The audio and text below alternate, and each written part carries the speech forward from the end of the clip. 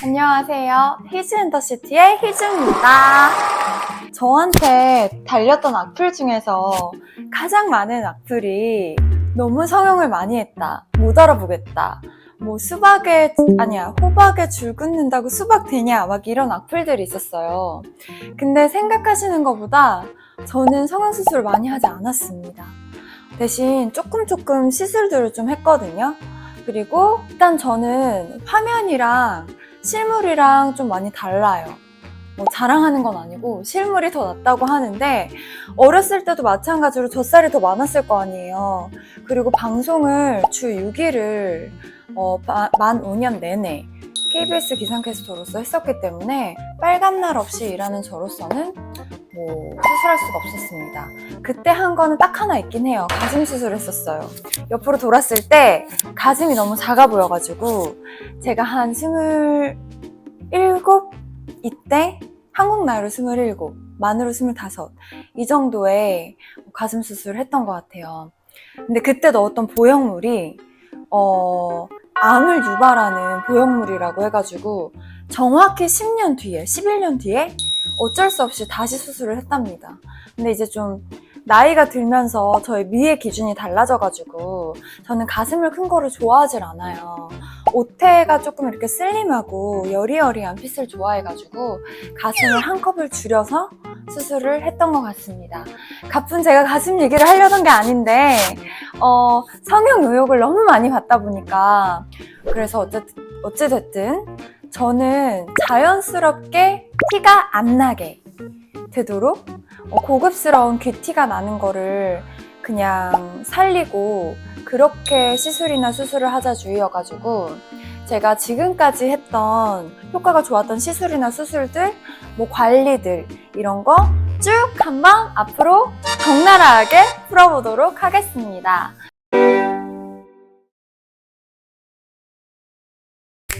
저는 한국 나이로는 41, 그리고 만으로는 39이에요. 근데 실제로 보시는 분들은 31 초반대 이렇게 보시거든요. 죄송합니다. 그래서 일단 최소한의 비용으로 이렇게 유지할 수 있는 걸 알려드리고 싶었어요. 저는 살이 빠지면 사실 얼굴살이 많이 빠지는 스타일이어가지고, 그리고 제가 요요가 많이 오잖아요. 그래서 살짝 필요한 부분에 지방 이식을 20대 때부터 해줬었어요. 그러니까 제가 방송 시작하기 바로 직전에 23살 때부터 지방 이식을 받고 그때 저의 첫 코 수술을 했거든요. 저는 지금까지도 코 수술하고 지방 이식, 실, 이 정도만 하는 것 같아요. 제가 코 수술은 수술을 많이 한 것처럼 보이는 게, 제가 코를 어쩔 수 없이 4번 수술을 했거든요. 같은 데서 2번 수술을 했고, 그 2번이 그러니까 첫 번째 수술한 데에서 잘못했어요. L자 실리콘이라고 해서 실리콘이 기역자로 들어가 있어서 다 비치는 데서 한 거예요. 어느 날 실리콘이 아래에 비쳐가지고 이제 방송 퇴사하고 나서 알았어요. 그래서 연골을 바꿔줘야 된다고 해서 연골로 2번째 수술을 바꿔줬습니다. 분명히 첫 번째 수술할 때 콧대만 실리콘으로 하고 코끝은 연골로 한다고 해서 연골을 다 뜯어놓으신 수술 자국이 있었거든요. 근데 알고 보니까 뜯기만 하고 연골로 수술을 안 하셨더라고요.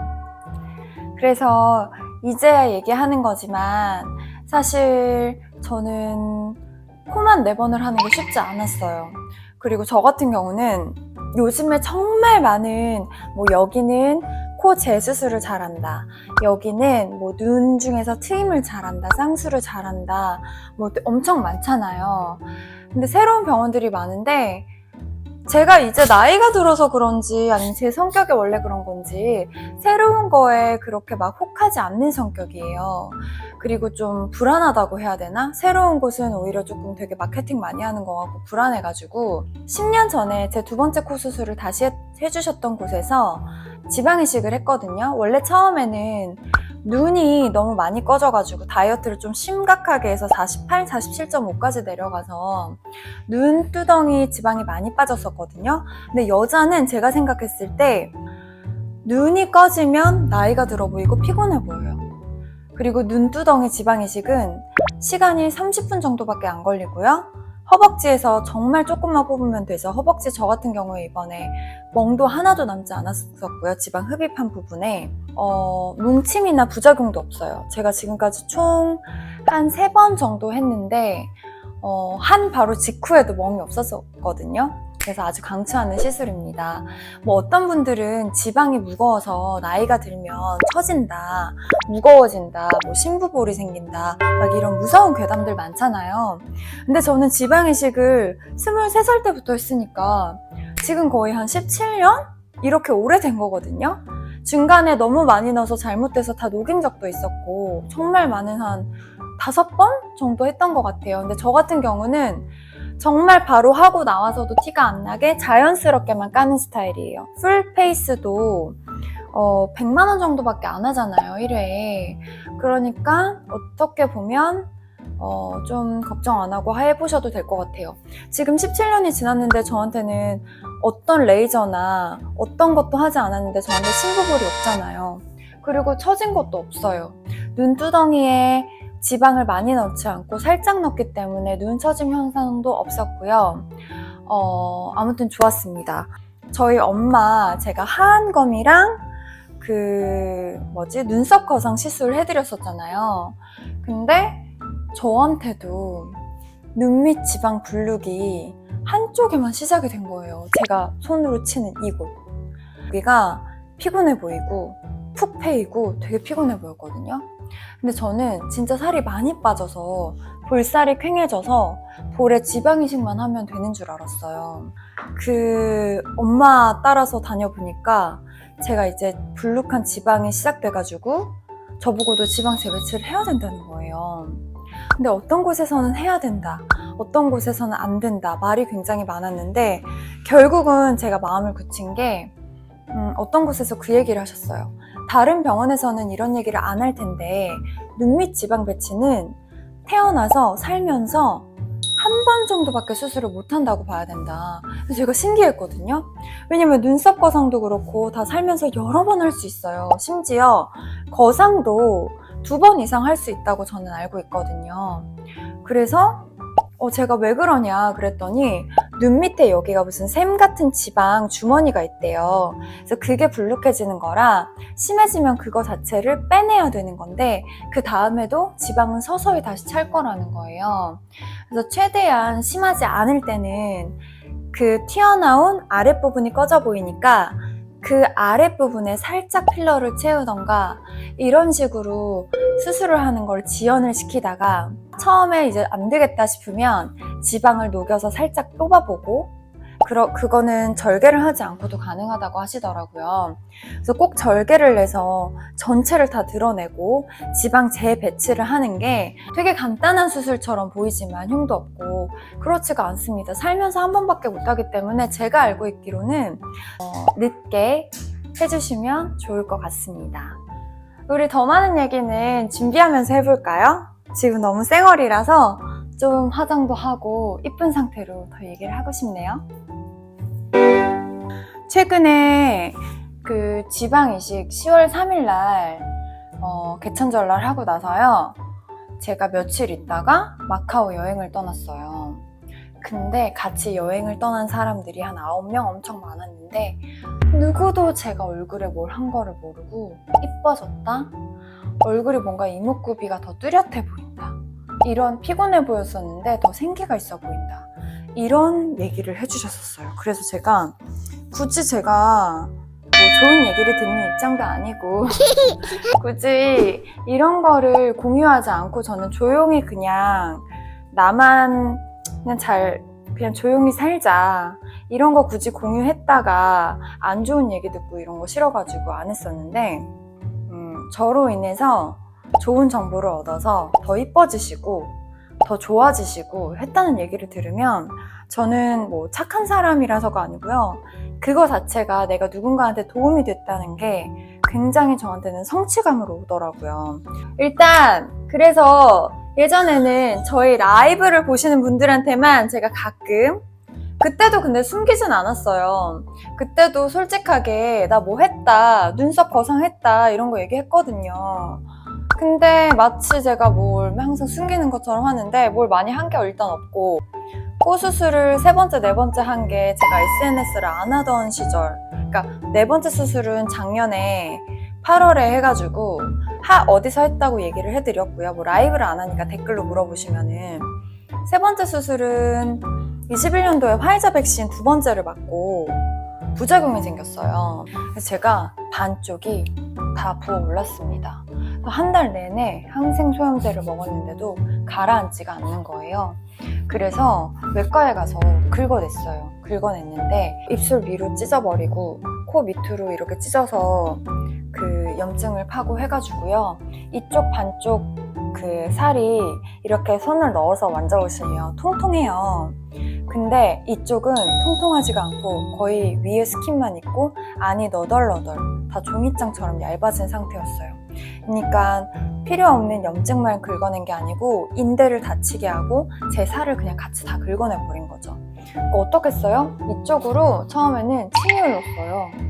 인대가 받쳐주질 못하니까 침이 흐르고 사람 얼굴을 제대로 볼 수가 없고 1년 내내 그 테이프, 그 실리콘 피복 테이프를 붙이고 있는데도 약간 조커처럼 정말 입술이 다 찢어진 게 보일 정도였습니다. 그리고 하나 더는 이제 상처가 아물면서 이렇게 붙잖아요. 근데 붙으면서 오그라드는 습성이 있어요. 근데 여기 상처가 오그라들면서 코가 구축이 온 거예요. 이렇게 들려서 실리콘이 들려서 코가 했던 데서 들린 거예요. 그래서 저는 두 번째 병원에서 수술한 게 이상은 없는데 이제 코로나 백신 부작용이다 싶어서 똑같은 병원에서 코를 다시 수술을 하게 됩니다. 저처럼 뭔가 구축이 일어나거나 문제가 있어서 코를 수술하신 분들은 코 전문 병원에 가보시는 게 조금 더 안전할 것 같긴 해요. 왜냐면 저 같은 경우는 연골이 약해가지고 세 번째 수술 바로 직후에도 코가 변형이 오고 무너지고 좀 하더라고요. 그래서 제가 작년에 3, 4년 만에 다시 재수술을 했습니다. 이 병원은 코만 전문으로 하는 코 수술만 하는 곳이고요. 이름도 코가 들어가요. 그리고 저는 이제 귀 연골이 너무 약하다고 하셔가지고 늑골을 살짝 채취해가지고 그거를 끝에 넣었고요. 오히려 콧대는 굉장히 낮췄어요. 요즘 트렌드는 콧대가 높이 시작하는 게 아니고 굉장히 밑에서 아래서 시작하는 거라고 하더라고요. 그래서 그렇게 오히려 낮췄는데 코끝이 상대적으로 높아져 보이다 보니까 좀 화려해 보이고 강해 보이는 그렇게 봐주시는 분들도 있긴 한 것 같습니다. 저 같은 경우는 구축으로 와서 한 재건한 코기 때문에 콧볼이 염증 때문에 이렇게 오그라져서 들창코가 되어 있었어요. 저는 솔직히 코 수술할 생각이 없었는데 한 6, 7년 만에 만난 인플루언서 언니가 야, 너는 줄기세포 할 게 아니고 코 수술부터 해 하면서 언니가 수술한 병원을 알려줘서 가게 된 거였거든요. 근데 제 성격상 여러 군데 알아보진 않아요. 근데 제가 본 사람이 잘 되면 그걸 믿고 가는 편이거든요. 그래서 하게 됐는데 콧볼에 연골을 넣습니다. 굉장히 신기하죠? 이 전코를 보면 제가 구축이 와서 코가 이렇게 약간 화살코 여기가 이렇게 뾰족하게 들어가 있거든요. 근데 그거를 이렇게 도톰하게 내렸어요. 저는 좀 오히려 뭉툭한 코가 되고 싶다라고 말씀을 드렸기 때문에 이렇게 했습니다. 지금 쌩얼인 상태 너무 길어지고 있죠? 좀 화장하면서 얘기해 보도록 할게요. 더샘 커버 퍼펙션 컨실러 펜슬 1이랑 1.5로 지금 멍들을 가려볼까요? 이게 오히려 펜슬 타입이 크림 타입보다 피부에 엄청 착붙으로 잘 붙어요. 제가 해보니까 밑에 다 이 깔고 나서 하면 좀 뭐라 그래야 되지? 이게 좀 잘 붙질 않더라고요. 그래서 저는 요즘에 이렇게 펜슬로 먼저 해주고 베이스를 해주고 있습니다. 에스쁘아 쿠션에서 15번 컬러가 나왔어요. 쉘 컬러. 이게 바닐라 컬러랑 컬러는 굉장히 비슷한데요. 지금 여기 이게 쉘 컬러고요. 이게 바닐라 컬러예요.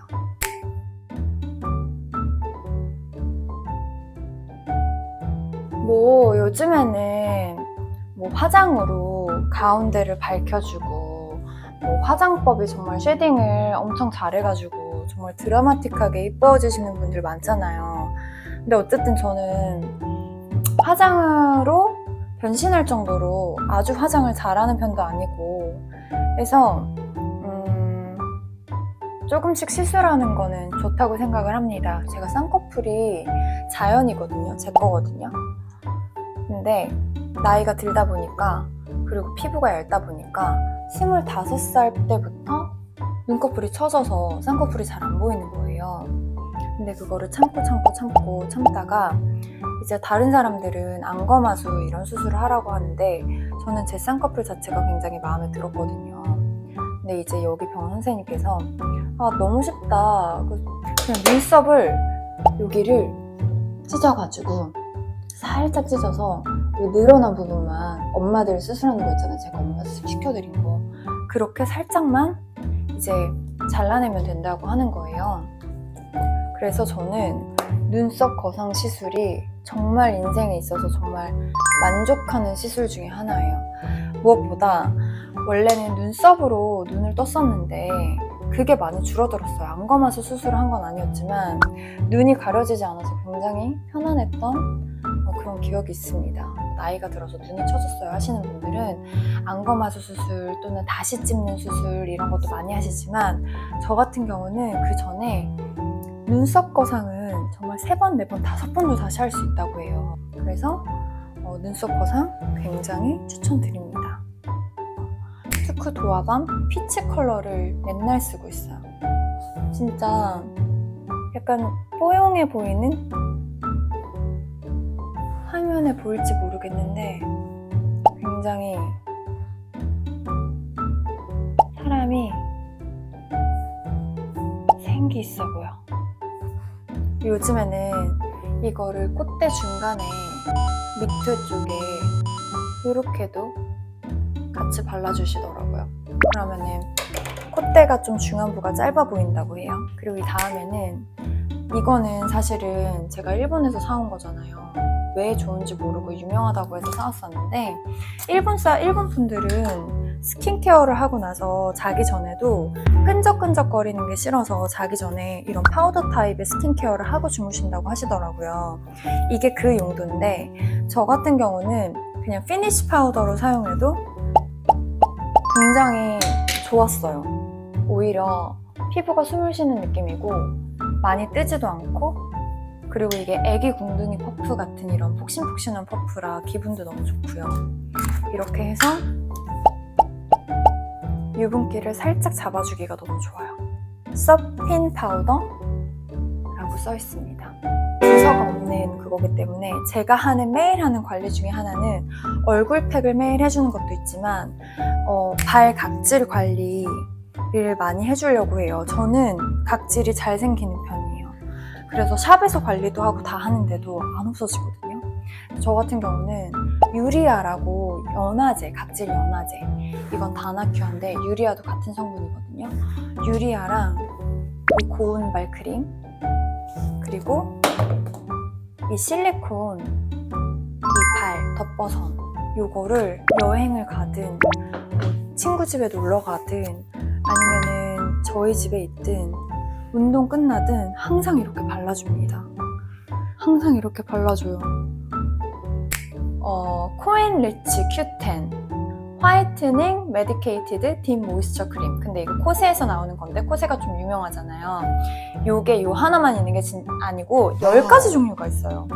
밤에 자기 전에 바르고 자는 거 어쩌고 저쩌고 엄청 많거든요. 근데 이거는 손을 많이 씻는 사람들을 위해서 나온, 손을 씻어도 이 유막이 벗겨지지 않는 촉촉한, 하지만 희한한 게 일본 분들이 끈적한 걸 싫어한다고 얼굴도 말씀드렸잖아요.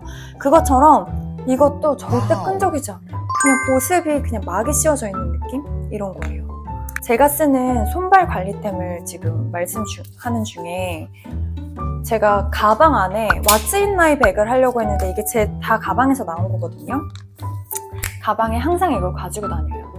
이거 고현정 손팩으로, 고현정 씨 손 마스크팩으로 유명한 걸로 알고 있는데 하나에 꽤 비싸거든요.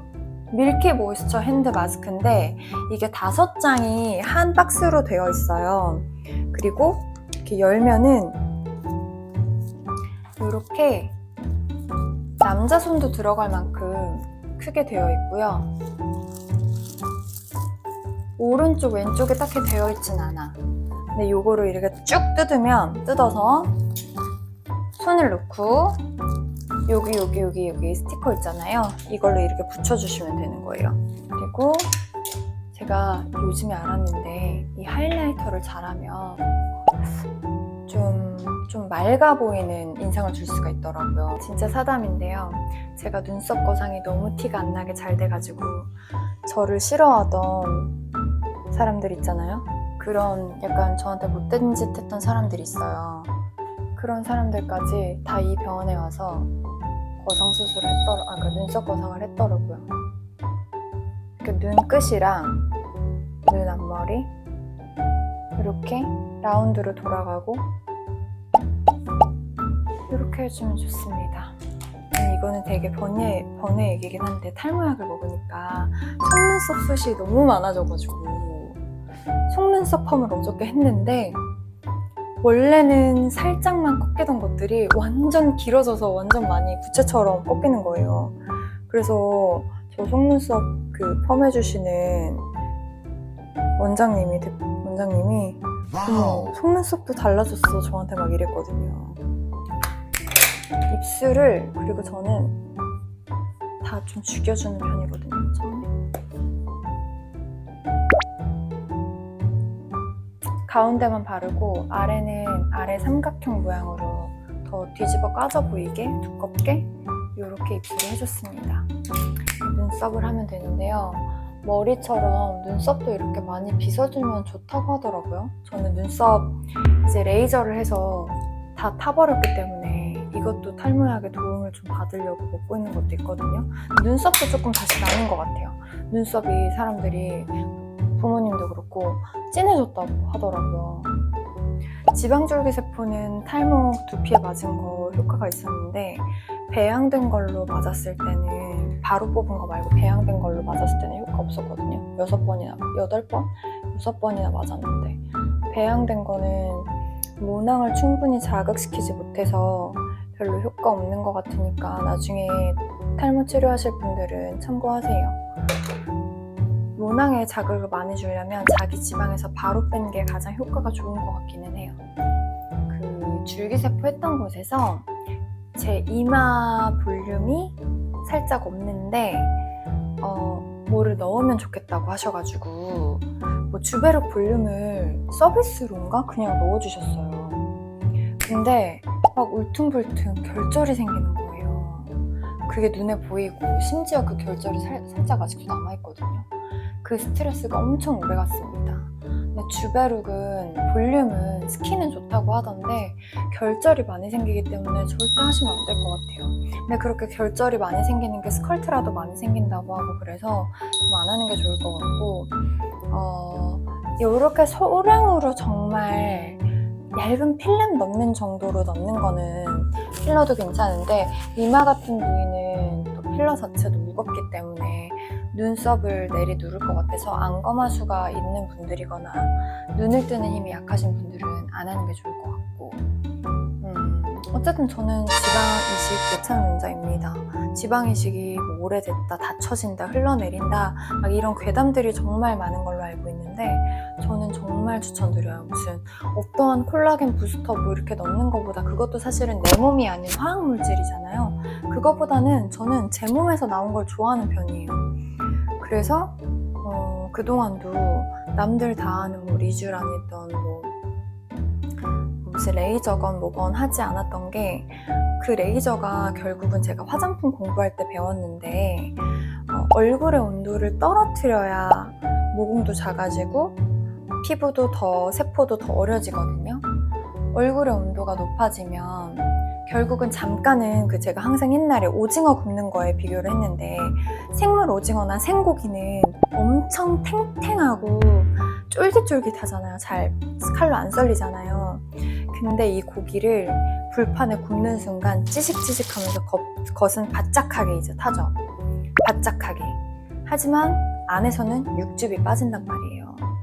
똑같아요. 그러니까 얼굴 피부도 그렇게 레이저는 우리나라 아니 전 세계에서 아직은 모든 레이저는 다 열기전이에요. 그래서 얼굴에 열을 높여서 또는 열을 쏴줘서 펴주거나 그 근막층, 스마스층 다르게 해서 어디에 적용하느냐에 따라서 다른 것 뿐이지 어쨌든 다 레이저를 해주는데 이번에 혈액 줄기세포 하러 갔을 때도 거기 대표님이 박사님이 그래도 관리 잘하셨네요. 피부가 굉장히 얇은데도 불구하고 레이저를 안 하셨나 봐요. 이러면서 여기에 오는 동안으로 굉장히 유명한 여자 연예인분은 겉은 이제 거상을 하셨는지 뭐 하셨는지 해서 굉장히 뺑뺑해 보이지만 안이 다 레이저를 많이 하셔서 비어있다는 거예요. 안에 그 구조? 예를 들면 건물로 따지면 우리 얼굴이 건물이라고 치면 피부 안에는 콜라겐, 엘라스틴 이렇게 피부를 구성하는 요소들이 굉장히 여러 가지가 있어요. 콜라겐만 먹는다고 피부가 탱탱해지진 않아요.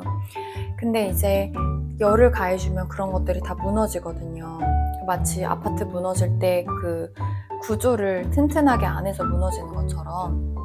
그래서 저는 차라리 그 돈을 모아서 그 흉터 치료도 그렇고 줄기세포를 하는 거를 선택을 한 거고, 울사마지, 울세라 이런 거 제가 듣기로는 막 300, 500씩 하는데 그것도 주기를 1년에 한 번 또는 1년에 2번씩 해야 되고, 나머지 막 그 레이저까지 하시는 분들 보면은 몇 천씩 쓰시더라고요. 그 돈으로 저는 줄기세포를 하는 게 낫지 않을까 하는 생각입니다.